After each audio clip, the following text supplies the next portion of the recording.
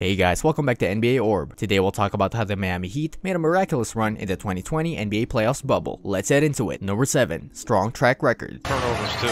Dragic for Jones Jr. hammered it down. Right now, the top 4 teams other than the Heat in the Eastern Conference are as follows. The Bucks at number 1, the Raptors at number 2, the Celtics at number 3, and the Indiana Pacers in the number 5. The Heat have winning records against every team on that list this season, with the exception of the Celtics. In fact, the Heat did not lose to the Bucks or Raptors until the 2019-2020 resumed inside the NBA bubble. Even then, the Raptors needed some questionable help from their officiating crew to beat the Heat inside the bubble. In the loss to the Bucks, Miami was without both Butler and Dragic. Without a doubt, the Heat may have proven that they can match up well with and defeat the top teams in the conference. Considering their winning records against all but one of the teams at the top of the East, their chances of winning 7-game series in the playoffs should be quite favorable. Number 6. Culture. For years, the Heat's leadership of Spoelstra and team president Pat Riley has been applauded for creating one of the strongest team cultures in the entire NBA. From star players to youngsters learning on the bench, players on the Heat almost always practice and preach team-first mentalities. The willingness for players to put team success over individual recognition could play a huge role in this season's playoffs. While the Heat may not be the most talented team in the East, they are willing to sacrifice in order to gain collective success. In fact, newcomer Andre Iguodala recently displayed their perfect understanding for the Heat culture. Number 5. The best scouts. Help defender there.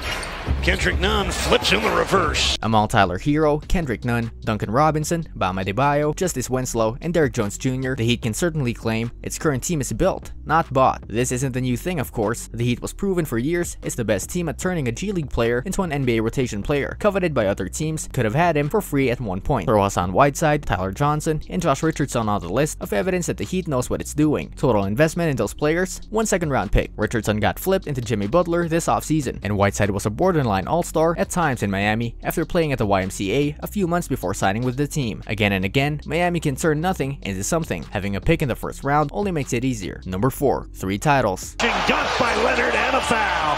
Play of the game. Less than a third of the teams in the NBA who can say they have won a title in the past 2 decades. The Lakers, Warriors, Spurs, and Heat have a combined 16 titles since 1999, and 3 of them, 2006, 2012, and 2013, belong to the Heat. Going even further back, only 11 teams have won a title since the Heat, along with the Charlotte Hornets, entered the league in 1988 as an expansion team. When you think about it that way, it's pretty wild since 1986. Heat fans have had one more championship parade than Boston Celtics fans. Miami doesn't win a title every year, but it's always in the thick of things. Few teams can claim the resume the Heat continues to build. Number 3. The Heat refuses to tank. In a league where losing on purpose in the name of scoring a high draft choice was practically created, the Heat refuses to put the future of its franchise in the hands of some filthy ping pong ball exercise. The team tried that dirty game once and ended up with a soap in its mouth with Michael Beasley, so the Heat will never do it again. Even when losing on purpose makes the most sense, the Heat would rather grind it out, play to win, and regroup in the offseason in ways the team can better control. It's admirable, and it has paid off, spitting in the face of those who call 500 seasons a waste of time. The Heat gets credit for this, of course, from the rest of the league, even as some of those people would take the apparent shortcut to glory themselves. Number 2. Basketball skills. Jimmy Butler's choosing the cap-strapped Heat as his desired destination solely because Miami has a reputation of doing things the right way drove home a fact fans already knew. The Miami Heat is the place to go if a player is serious about being his best. If he didn't already subscribe to the notion that culture is a real thing, he does now. In Miami, coaches and the front office expel a lot out of their players, and going sideways means going to the bench even farther away from the court. Ask Dion Waiters. If the NBA lost all of its players and needed to fill the league with crop of new guys, it would send them to the Miami Heat for a good month-long camp, where they could learn how to do things the right way first. Miami's the Harvard of the NBA. Win or lose, one can't decide to be Harvard overnight. Miami has earned that right. Number 1. Respect. Beyond the tremendous culture and the team's knack for getting the best out of players, it's the fact that Miami Heat knows how to manage grown-ass men and treat them with respect they deserve. Players saw how Dwayne Wade was treated on his retirement tour. They noticed how the Heat saved Chris Bosh from himself when he wanted to play despite his blood clots. Jimmy Butler